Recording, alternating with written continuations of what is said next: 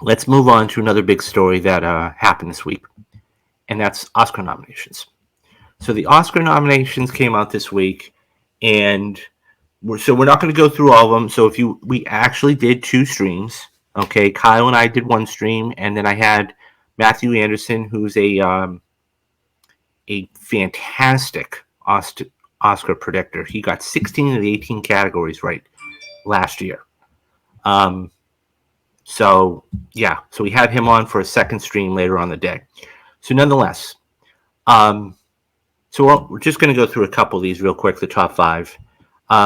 So Everything Everywhere All at Once led with 11, and then you had two films that tied with 9, and that was All Quiet on the Western Front and Banshees. Um, so there were a lot of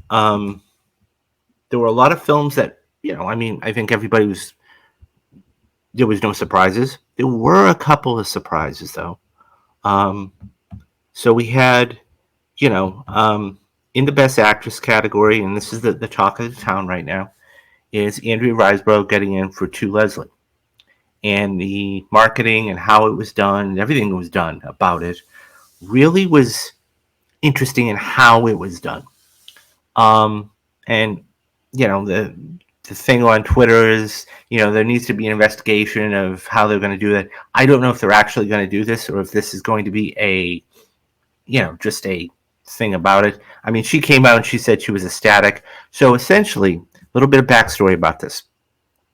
She had Kate Winslet come out and basically say this was one of the best performances she'd ever seen. And I mean, I'm not quoting her verbatim, but she said it was one of the best performances she'd ever seen, and she deserves an Oscar nomination.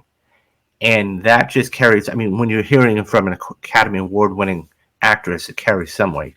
Subsequently, the Academy obliged, and they gave her the nomination.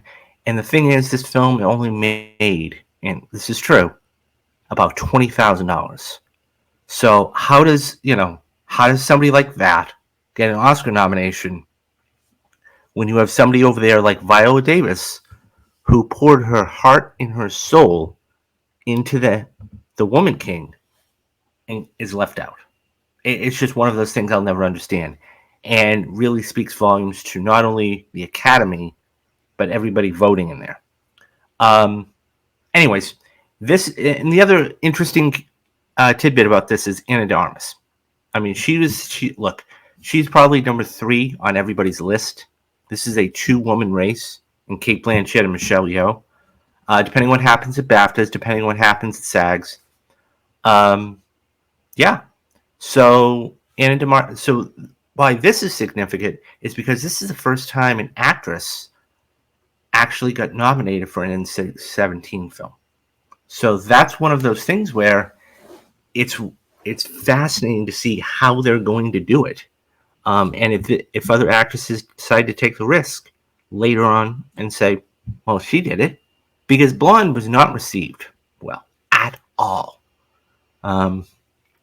So it's one of those things. And so Michelle Williams, okay, she got in for The Fabelmans, and there was a big to-do about whether was she going to go into Best Supporting Actress, was she going to go into Best Support or Best Actress, and that kind of threw everything up in the fold. So, which is interesting because now when you look at the Best Supporting Actress category, we have Angela Bassett, who's a favorite, okay, and then you have a couple of others, okay.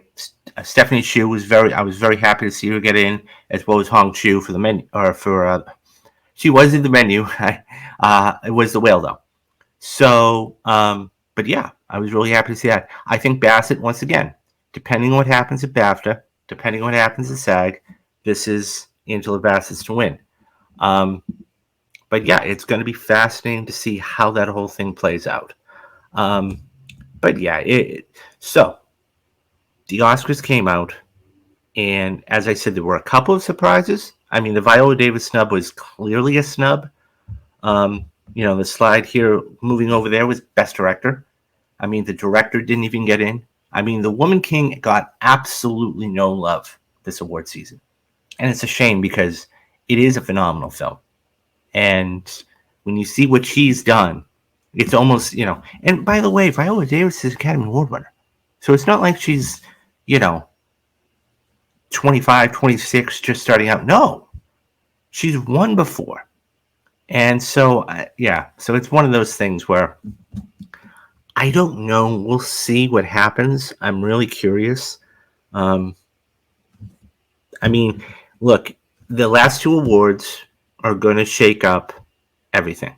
So, I mean, if you have a split between Michelle Yeoh and Cate Blanchett, who's going to win? Or, right now it's between Austin Butler and, Brendan Fraser. Well, if they split, does Colin Farrell sneak in? So there's a lot of different things. So we have a whole month to talk about that. And prior to that, and I'll put the link down in the description, we're going to get Matthew back on here. And he is just a phenomenal predictor.